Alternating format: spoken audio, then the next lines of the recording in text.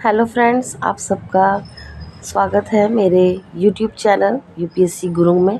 और आज हम देखेंगे एनसीईआरटी पॉलिटी क्लास 8 के नोट्स। हमने 6th और 7th को कर लिया है और ज्योग्राफी में भी हमने 6th और 7th दोनों क्लास की एनसीईआरटी के नोट्स कर लिए हैं। आप चाहें तो वीडियो देख सकते हैं। और आज हम करेंगे पॉलिटी क्लास 8th की। तो फर्स्ट चैप्टर है हमारा भारतीय संविधान, यानी कि इंडियन कॉन्स्टिट्यूशन। ये बहुत इम्पॉर्टेंट चैप्टर है। इसमें आप लोगों को बेसिक चीज़ें जो हैं वो क्लियर होंगी। बाकी फिर हम चीज़ जो है स्टैंडर्ड बुक एम लक्ष्मीकांत में देखेंगे। संविधान की ज़रूरत क्यों है, भारतीय संविधान के लक्षण हैं उनको देखते हैं। संघवाद, मौलिक अधिकार, संसदीय शासन पद्धति, धर्मनिरपेक्षता और शक्तियों का बंटवारा। किसी देश को संविधान की ज़रूरत क्यों पड़ती है, ये पॉइंट वाइज हम अच्छे से जानेंगे। यहाँ पर ये बहुत इम्पॉर्टेंट चैप्टर है। समाज का मूलभूत स्वरूप क्या है। फिर सेकंड पॉइंट है यहाँ पर देश की राजनीतिक व्यवस्था कैसी हो। और थर्ड है खुद को अपने आप से बचाएं। ठीक है, तो फर्स्ट वाले में हम देखते हैं समाज में कई समुदाय हैं जो सभी मुद्दों पर सहमत नहीं होते हैं, इसलिए नियमों का समूह चाहिए। देश को चलाने की पद्धति के लिए संविधान जरूरी है। ठीक है, जैसे नेपाल में 1990 में यहाँ राजतंत्र था, 2006 में राजतंत्र खत्म हुआ और 2015 में नए नियमों पर आधारित संविधान बना। ठीक है, और अभी जो प्रेजेंट टाइम में जो वहाँ पे हालात चल रहे हैं वो बहुत ज़्यादा ही दयनीय चल रहे हैं। ठीक है, आप लोग न्यूज़ देखिए, द हिंदू न्यूज़पेपर पढ़िए, उसमें आप लोगों को पूरी डिटेल पता चलेगी। सेकंड है देश की राजनीतिक व्यवस्था कैसी हो, यानी कि निर्णय प्रक्रिया लोकतंत्र में हो। ठीक है, फिर भी संभावना सत्ता का दुरुपयोग, यानी कि फिर भी संभावना रहती है कि सत्ता का दुरुपयोग होगा। उपाय क्या है यहाँ पर, मौलिक अधिकार, एग्जाम्पल जैसे समानता असमानता का अधिकार। ठीक है, संविधान में प्रयास किया बहुसंख्यक अपनी ताकत अल्पसंख्यक को ना दिखाए, इस तरीके से निरंकुशता ना हो, यानी कि अंतर समुदाय और अतः समुदाय, यानी कि हिंदू मुस्लिम और या छुआछूत, इस तरह की जो भावनाएं हैं वो ना हो। ये बहुत इम्पॉर्टेंट चैप्टर है और इसलिए एनसीईआरटी से ही क्वेश्चन पूछे जाते हैं, क्योंकि लोग एनसीईआरटी नहीं पढ़ पाते हैं बच्चे, और सीधा डायरेक्ट वो एम लक्ष्मीकांत लेके बैठते हैं। अगर आप एनसीईआरटी नहीं समझेंगे, बेसिक चीज़ें इसमें हैं जो बारीकियां हैं वो नहीं समझेंगे, तो आप लोगों को एम लक्ष्मीकांत समझ में नहीं आएगी। 1934 में भारतीय राष्ट्रीय कांग्रेस ने सभा के गठन की मांग की, यानी कि संविधान सभा की गठन की मांग की, जो केवल भारतीय ही रहे हैं उसमें। दिसंबर 1946 में संविधान सभा का गठन हुआ, यानी कि to save us from ourselves, यानी कि खुद को अपने आप से बचा सकें। कई बार हमारे विचार तीखों व्यापक हितों को नुकसान हो सकता है, यानी कि संविधान सभा एग्जाम्पल है राजनीतिक पार्टी या दलगत राजनीतिक भ्रष्टाचार करते हैं, सैन्य शासन या तानाशाही लागू होता है। इसको बहुत अच्छे से समझना है आपने। फिर है भारतीय संविधान, यानी कि मुख्य लक्षण। भारत को एक लोकतांत्रिक देश होना चाहिए, यानी कि लोकतांत्रिक यानी कि जनता द्वारा चुनी हुई सरकार।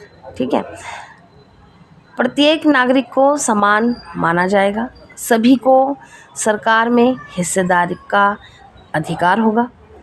300 मेंबर, यानी कि संविधान सभा में 1946 में संविधान सभा का गठन हुआ। इसमें कई समुदाय हैं, भाषा धर्म संस्कृति अलग अलग है, सामाजिक और आर्थिक स्थिति। ठीक है, फिर है इसमें इसकी क्वालिटीज़, यानी कि विशेषताएं। पहला है संघवाद, देश में एक से ज़्यादा स्तर की सरकार। हमारे देश में राज्य स्तर पर सरकार है, केंद्र स्तर पर सरकार है और पंचायत राज व्यवस्था है। ठीक है, इस तरीके से हमारे देश में सरकार है। नेक्स्ट है संसदीय शासन पद्धति। इसमें है सरकार के सभी स्तर पर प्रतिनिधियों का चुनाव लोग खुद करते हैं, सबको वोट डालने का अधिकार है, चाहे वो महिला हो, पुरुष हो, जाति, धर्म, रंग, भेदभाव किसी भी संस्कृति के हों, बस इंडियन होना चाहिए तो उसको वोट डालने का अधिकार होगा।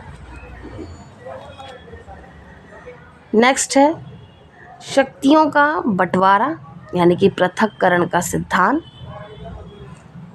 Separation of law. संविधान के अनुसार सरकार के 3 अंग हैं। कौन कौन से हैं? विधायिका, कार्यपालिका और न्यायपालिका। विधायिका यानी कि हमारे निर्वाचन प्रतिनिधि, कार्यपालिका कानून लागू करना और न्यायपालिका यानी कि न्यायालयों की व्यवस्था करना। ठीक है, फिर है सरकार की किसी भी शाखा द्वारा सत्ता का दुरुपयोग ना हो। सभी अंगों की शक्तियां अलग अलग हैं, प्रत्येक अंग दूसरे अंग पर नियंत्रण करता है। मैं इनकी बात कर रही हूँ, यहाँ पे इन तीनों अंगों की बात की गई है। फिर है मौलिक अधिकार यानी कि फंडामेंटल राइट्स। ये बहुत इंपॉर्टेंट चैप्टर है, यहाँ से क्वेश्चन डाइवर्ट होके आते हैं, तो आपको ये पूरी जो सेंटेंस है बहुत अच्छे से समझने हैं और इनको नोट करना है। पहले आप लोगों को एनसीईआरटी बुक में चैप्टर पढ़ना है, उसके बाद ये नोट अच्छे से बनाने हैं।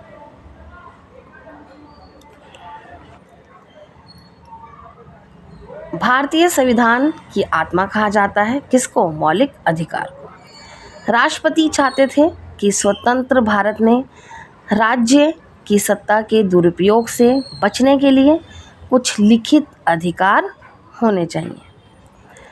अल्पसंख्यक समुदाय संविधान में ऐसे अधिकार शामिल हों जो उनके समूह की रक्षा कर सकें। ठीक है, यानी कि फंडामेंटल राइट्स कौन कौन से हैं ये आप देखेंगे, बहुत इम्पॉर्टेंट है। पहला है समानता का अधिकार, सेकंड है स्वतंत्रता का अधिकार, थर्ड है शोषण के विरुद्ध अधिकार, फोर्थ है धार्मिक स्वतंत्रता का अधिकार, फिफ्थ है सांस्कृतिक या शैक्षणिक अधिकार और सिक्स्थ है आपका संवैधानिक उपचार का अधिकार। यहाँ पे एक नोट है, मौलिक अधिकार के अलावा संविधान में एक खंड नीति निदेशक तत्वों का भी है। ठीक है, निर्देशक तत्व भी हैं, उनको भी देखेंगे। अब जो हमारा नेक्स्ट पॉइंट है वो है धर्मनिरपेक्षता। धर्मनिरपेक्ष राज्य यानी कि जिसमें राज्य किसी भी धर्म को राजकीय धर्म के रूप में बढ़ावा नहीं देता है उसको धर्मनिरपेक्ष राज्य कहते हैं, यानी कि सिर्फ एक धर्म को बढ़ावा नहीं देता है। ठीक है, इसको आप अच्छे से समझेंगे।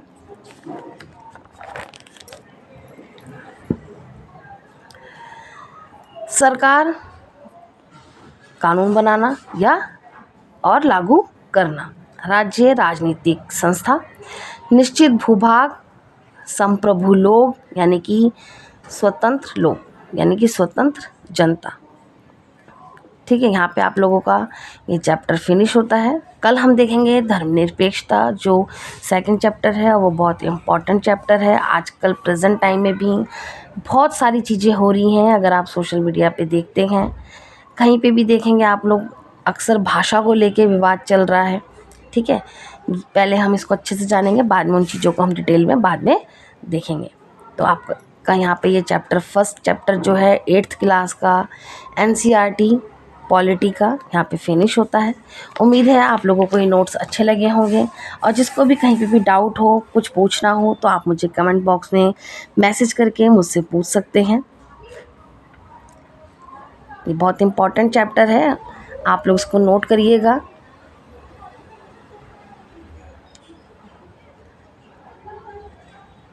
बाकी हम कल देखेंगे, तब तक के लिए आप सबको मेरा बाय बाय।